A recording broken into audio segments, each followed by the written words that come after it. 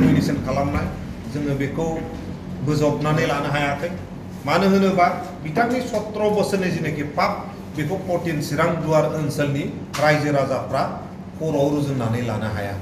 थांनाय 17 बोसोराव बिथाङा जिबायदि जों खामानि मावबाय बिथाङा जोंनि ओनसोलनि रायजो राजाफोरखौ जिबायदि ट्रिटमेन्ट खालामबाय बिनि एगेन्स्टै जोङो जेब्लायबो गसंबोदोंमोन आरो इयुनावबो जों गसंलांबाय थागोन नोंथाङा दा मा थांखि जोंहा प्राक्तन बारग' आफादगिरि 14 चिरां दुवार ब्लक UPPL नि बिदाव मुसाहारि बिथांबो दङ जोंनि गागि सासे इन्टेलेक्चुएल दिनेन सार दङ जोंहा भाइस प्रेसिडेन्ट दङ समनाथ सुवेदी बिथां आरो गोबां दैदेनगिरि बिथांमोन दङ जोङो ज' लोगो नांलायलायनानै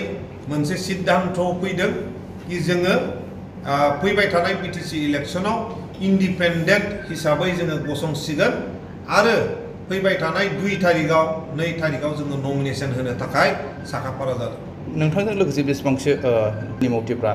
रिजाइन होदों दिनै जोंहा UPPL 14 चिरां दुवार ब्लकनि आफादगिरिजों लोगोसे 14 चिरां दुवार ब्लक UPPL नि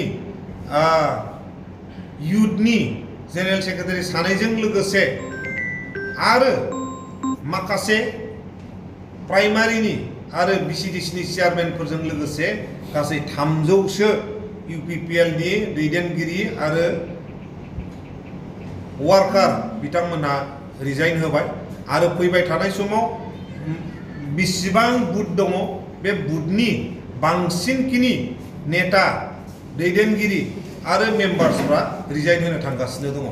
नोंथांनि समस्ति जिबेनो समस्तिआव जिहेतु काम्फा बरगयारिया गोबाव सम सासन खालामदोंमोन बिनिफ्राय उदां मोननो थाखाय नोंथांमोना काम्फा बरगयारिखौ फेजेनदोंमोन MCLA बिसायख'थियाव नाथाय फिन बिथांखौनो UPPL आव लाबोफिनबाय दा बिजाथि होफिनबाय दा नोंथांमोना बे ओनसोलनि जानानै मा सिन्था थारा दा बेखौनो जोङो गनायनानै लानो हायाखै जाय बिथांखौ जोङो जोंनि रायजो राजा बिथांमोनहा बेखौ बिथांखौ नाङा होननानैनो थांनाय इलेक्शनावबो जेनहोखादोंमोन आरो बिथाङा थांनाय इलेक्शन मोननै MP आरो MCLA बेक टु बेक मोननै इलेक्शन जेननाय बे व्यक्तिखौ जोंनि 14 चिरां दुवाराव जाबसिन हरनायखौ जोङो गनायनानै लानो हायाखै आरो बिथाङा फैनाय लोगो लोगोनो बिथाङा ब्लक कमिटिखौ गावनि मथे बानायनानै लागोन बिथाङा फैनाय लोगो लोगोनो प्राइमारि कमिटिखौ गावनि मथे बानायनानै लागोन BCDC खौ गावनि मथे बानायनानै लागोन थाङै गासिबो BPF नि मानसिफोर जाजोबगोन आरो BPF फरनखौनो नों UPPL खौ बुंनांगोन आरो जोंनि गोजाम जायनाखि मावथि बिथांमोना जेरावबो स्थान बा जायगा मोननाय नङा बे बियाबाव हाग्रामा महिलारिया गेलेफैनो होनदों काम्फा बरगयारिनि अपोजिटै नोंथाङाबो बिनिनो चेलेन्ज खालामनाय जागोन माबायदि देरहागोन सानदों नोंथाङा बेजों खोब मोजां आं वेलकाम जनायदों मानो होनोबा हाग्रामा महिलारि बिथां आरो ओरै फारसे डिपुटि चिफ बिथांमोननि नारा नाथा जुजिनायाव जोङो इन्डिपेन्डेन्ट हिसाबै 16,000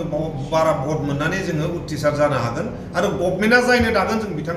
बिथांमोनजोंनो आखाइ हमनानै लोगोसे थाफाहैगोन सामान्य करि যিবিলাক ডিসিশনটো ললে এইবিলাক বিপক্ষে আমি আছো যেহেতু আমি ইন্ডিপেন্ডেন্ট খেলি আছে যা ইউপিপিএলৰ ভৱিষ্যত কি হ'ব বাৰু